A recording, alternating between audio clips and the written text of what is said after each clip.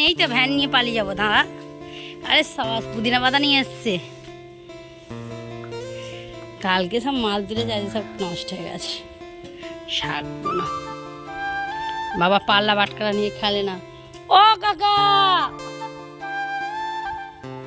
আরে চলে গেলে নাকি গো? ভ্যানটা কে নিয়ে চলে যাচ্ছে? বাজার কে একজন এসেছিল, বললো যে ভ্যানটা নিয়ে যাবে। আমি বললাম নিয়ে যাও না, বলছে ঠিক আছে আমি ওদিক দিয়ে আসবো। আর এখানে কোথায় বেগুনে আঙুল ঢুকে যাচ্ছে, বেগুন পচে গেছে। এই যে এখানে কোথায় দেখলাম, এটা গাছে গাছে বেগুন, কানা বেগুন নিয়ে এসছে দেখো। এই দেখো কানা, একটা দুটো কানা না, তুমি কেটে দাও। একটা কলমি শাকে আটি দাও আমাকে। দেখো সব পচা পচা কলমি শাকের আটিগুলো পাল্লা বাটকারা নিয়ে খেলছে। হ্যাঁ ওটা 50, শুধু একটা শাক দাও। নমস্কার বন্ধুরা, আমি সুস্মিতা। আমার আরও একটা নতুন ব্লগে তোমাদের সবাইকে স্বাগত। কেমন আছো তোমরা? নিশ্চয়ই ভালো আছো। আমি অনেক ভালো আছি, তোমাদের আশীর্বাদে, তোমাদের ভালোবাসা। আর দেখো সকালবেলাতে উঠে বাসি কাজ হয়ে গেছে। পুজো করতে গেছিলাম, হঠাৎ দেখলাম বাজার এসছে, তো পুজো করে ছট করে চলে গেলাম নিচে গিয়ে বাজার করছিলাম। আর যা সবজির দাম, আগুন ছোঁয়া সব সবজির দাম। সত্যি কথা বলতে 80-100-র নিচে কিচ্ছু নেই। হ্যাঁ, তো সবজি যাই হোক নিলাম, নিয়ে একটু। আর তোমাদের দাদাভাই না খেলে সবজি খুব একটা, দেখো সবজি তোমাদের দাদাভাইও খুব একটা খায় না, ঠিক আছে, কিন্তু আমার ছেলেটার জন্য আর আমি তো খাই। আর তোমাদের দাদাভাই আমাদের বলে যে সবজি খাবে না কেন, কিন্তু এই যে একার জন্য, দুজনের জন্য রান্না করতেই অসুবিধে। আর এদিকে দেখো চা আর নিয়েছি পাউরুটি। আর আজকে হচ্ছে শুক্রবার, তো এখানে চা পাউরুটি খেয়ে নিয়েছি। আজকে সকালে পাউরুটি আর চাই আজকে টিফিন। আর পুচকু স্কুলে তো যাবে, আর স্কুলে যাবে তো। আর সারাদিন যা করে, স্কুলে না নিয়ে গেলে তো মাথা খারাপ এমনিতেই করে দেয়। তার থেকে মনে হয় যে স্কুলে চলে যাওয়াই ভালো। ঘরে থাকলে কি বলো, তুমি একা থাকলে বেশি বদমাইশি করে। আর বাইরে মানে সব 5টা বাচ্চাদের সাথে যখন স্কুলে যায়, তখন কি বলো তিনি, একটু খেলাধুলার মধ্যে থাকেও, পড়াশোনার মধ্যেও থাকে, বন্ধুদের সাথেও মানে টাইম করে। সেই জন্য আমি ভাবি না, ও স্কুলে চলে যাওয়াটাই ভালো। আর ও নিজে বাড়িতে থাকতে চায় না, কারণ একা থাকে, সেই কারণের জন্য। আর সকালবেলা পাপান আজকে পাউরুটি ডিম টোস্টই খেয়েছে। আর চলো রান্না বান্না করব।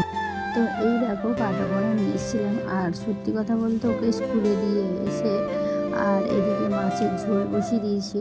আর কালকে একটু মশলা ভিজে রেখে দিয়েছিলাম করে, তো ওইটাই একটু দিয়ে দিলাম। আর তোমাদের দাদাভাইকে যেহেতু ডাক্তারখানায় নিয়ে গেছিলাম, সেরকমভাবে তেল ঝাল খাওয়াতে বারণ করেছে, সেই কারণের জন্য সত্যি কথা বলতে খুব একটা মানে তেল ঝাল মশলা দিতে চায় না। আজকে তাও রান্নাতে যেন একটু তেল বেশি হয়ে গেছে বলতে পারো। তো এখানে হলুদ দিয়ে দিলাম, আর এবার টমেটো দিয়ে দেবো, দিয়ে আর রান্নাটা কমপ্লিট করবো। আর সেরকম কিছু রান্না করবো না আজকে, শুধু পেটি কিনে নিয়েছিলাম, মাছের পেটি। আর মাঝে মাঝে পেটি মানে ভালো পেটি হলে না খেতে সত্যি খুব ভালো লাগে।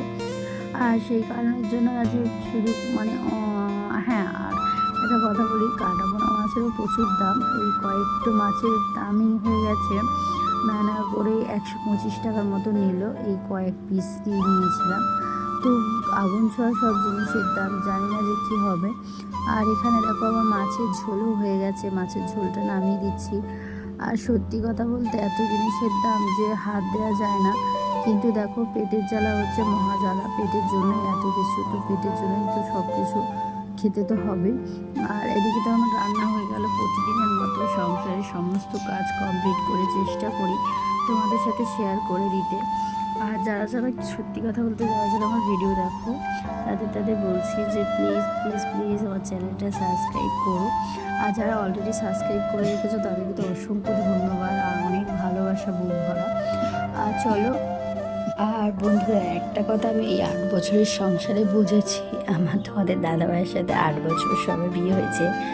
একটা কথা আমি জানি না, যে যখন আমরা একটা ফ্যামিলির মধ্যে নতুন সংসার, নতুন সব কিছু, নতুন নাম, নতুন পরিচয়, নতুন নাম বলতে কেন আমি তোমাদের এই কথাটা বলছি, যখন আমরা বিয়ে করে আসি তখন কিন্তু আমাদের নাম ধরে কেউ ডাকে না, কিন্তু আমাদের বাড়িতে এখানে পরিচয় হয় শ্বশুর বাড়িতে এর বউ, এর বৌমা, এর বৌমা, এরকম হয়। তো মেয়েদের তখন সত্যি কথা বলতে এই পরিচয়টা হয়। আমাকে এখানে অনেকেই ডাকে যে আমি তোমাদের দাদাভাইয়ের নাম ছোটু, ডাক নাম, ভালো নামটা আর বললাম না। আর যেটা লেখা আছে আমার অপোজিটে আমার চ্যানেলের পাশে, সেটাই তোমাদের দাদাভাইয়ের নাম। আর সত্যি কথা বলতে আমাকে সবাই বলে ছোটুর বউ। আমার শ্বশুরের নাম ধরে বলে এর বৌমা। তো এইটাই হচ্ছে কি, মেয়েদের কি আদৌ নিজের পরিচয় বা নিজের বাড়ি আছে? নেই বন্ধুরা, মেয়েদের নিজের বাড়ি আর নিজের পরিচয় কোনোটাই নেই। এখনকার মেয়েরা সত্যি চেষ্টা করে সব মুহূর্তে যে নিজের একটা পরিচয়, নিজের একটা বাড়ি থাকবে। আর সত্যি কথা বলতে সব মেয়েরা কিন্তু সমান হয় না, তারা তৈরি করেও ফেলে। আমরা যখন সাধারণ ঘরের গৃহবধূরা হই, চেষ্টা করি নিজেদের মতো সংসার, বাচ্চা কাচ্চা সবার মন জগিয়ে চলা। হাতের সামনে কখন এটা লাগবে, কখন ওটা লাগবে, কখন বরের ওটা লাগবে, বরের কখন এটা লাগবে, এটাই হচ্ছে আমাদের চিন্তা থাকে। আমি কোথাও চলে গেলে আমার চিন্তা হয় তোমাদের দাদাভাই কী করছে, তোমাদের দাদাভাই খেয়েছে কি না। যেহেতু একার সংসার, তখন মা বেঁচে ছিল তখন কিন্তু এটা মনে হতো না। এখন যেহেতু আমার শাশুড়ি মা মারা গেছে, সেই জন্য কিন্তু এই চিন্তাটা লেগেই থাকে আমার মাথার মধ্যে। আর এদিকে দেখো আমি রান্না টান্না বসিয়ে এদিকে গোছগাছগুলো করে নিচ্ছি, করে আর ওদিকে তো বললাম তরকারি তো হয়েই গেছে, তোমরা দেখেছিলে। তো উচ্ছেটা ভাজা বসিয়ে দিয়ে এদিকে চলে এসেছি ঘর দোরগুলো গোছাতে। আর সত্যি কথা বলতে মাঝে মাঝে কী বলো দিনই আমার আগে হয়ে যায়, মাঝে মাঝে আমি পরে করি। আমার একটু কাজ না 19-20 হয়েই যায় ঠিক না ঠিকভাবে। আমি সকালে কোনো সময় ধরো আমাদের ঘরটা যেহেতু প্রতিদিন শোয়াই হয়, যেহেতু আমরা বাসি ঘর ধরে আমাদের পরিষ্কার করতেই হয়। হ্যাঁ, মায়েরও ঘর প্রতিদিন বাসি ঘর পরিষ্কার করা হয়। কিন্তু বন্ধুরা একটা কথা বলি, যেহেতু মায়ের বিছনায় খুব একটা কেউ শোয় না, মায়ের বিছনার চাদরটা আমি খুব কম টাইম পাল্টাই। কারণ হচ্ছে দেখো, কেউ যখন শোয়েই না তো হবে না, শুধু একটা মানুষ না থাকলে যাই হয়। তো কেন শোয় না আমি জানি না। তো যাই হোক, তোমাদের দাদাভাই বলে ভালো লাগে না। আসলে ওটা তো মায়ের ঘর, আর মা খুব পরিষ্কার পরিচ্ছন্নভাবে গুছিয়ে গাছিয়ে সব টিপটাপ রাখতো। আমি ভাবি যে আমি পারি কি জানি না, সত্যি চেষ্টা করি। আর এই চেষ্টা করতে করতে হয়তো একদিন আমি সত্যিকারের হয়েও উঠবো, বাড়ির গৃহিণী বা একটা গৃহবধূ হওয়ার চেষ্টা আমার পূর্ণ হবে তখন সব কিছুর দিক দিয়ে। আর সেই দিনই পূর্ণতা হবে আমার। আমি প্রতি মুহূর্তে চেষ্টা করি একটা ভালো বৌমা হওয়ার। হয়তো আমার শ্বশুর শাশুড়ি এখন নেই, কিন্তু চেষ্টা তো করে যায় যে বাড়ির ভালো একটা বউ হওয়ার। হয়তো দেখো কেউ কিছু বলতে যেতে না পারে। আর এইটা দেখো করতে করতে খুলে গেছিলো, হঠাৎ করে এটা লাগিয়ে দিলাম। আর চলো এদিকে বাসন টাসনগুলো যেগুলো ধোয়া ছিল এগুলোকেও গুছিয়ে নেবো একটু। আর সকাল থেকে সত্যি কথা বলতে আমার কীভাবে যে সারাদিনটা কেটে যায় আমি নিজেই জানি না। আর সময়টা সত্যি খুব বলে না, সময়কে কোনো দিন ধরে রাখা যায় না, সব ধরে রাখতে হবে কিন্তু সময় ধরে রাখতে পারবে না। সেই হয় যে সময়ের সাথে নিজেকে তাল মিলিয়ে চলাটাকে সময় বলে।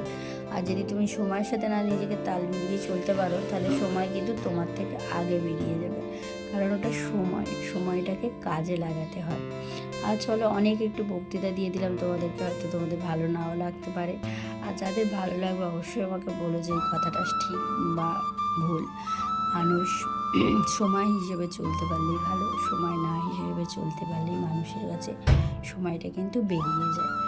আর চলো অনেক কিছু হয়ে গেল, এদিকে কাজ করে নিই আমি। কাজ করতে করতে তোমাদের সাথে গল্পও হয়ে গেল আমার।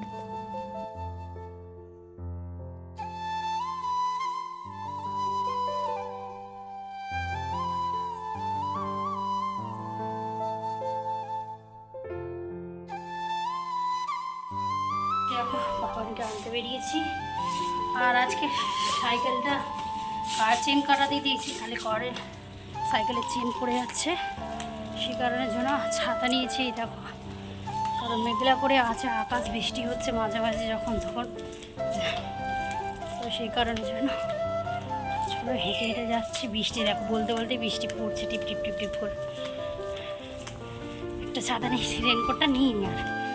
হ্যাঁ, ওখান থেকে যদি সাইকেলের দোকানটা খোলা থাকে, সাইকেলটা যদি পেয়ে যায় তাহলে সাইকেলটা নিয়ে নেবো। টাকা নিয়ে নিয়েছি, নিয়ে বেরিয়ে যাবো, তাহলে তাড়াতাড়ি হয়ে যাবে, ওকে নিয়ে চলে আসতে পারবো। যাই, সাইকেলটা নিয়ে আসি, পুচকুকে নিয়ে আসি। এখন বাজে হচ্ছে 3:15, আর কাজ ফাজ করতে সারাদিন না হয়ে যায় সময়। রাত্রির থেকে এগুলো ভিজে রেখেছিলাম, কেমন গাছ গাছ টাইপের হয়ে গেছে, দেখেছো কি অবস্থা এখানে?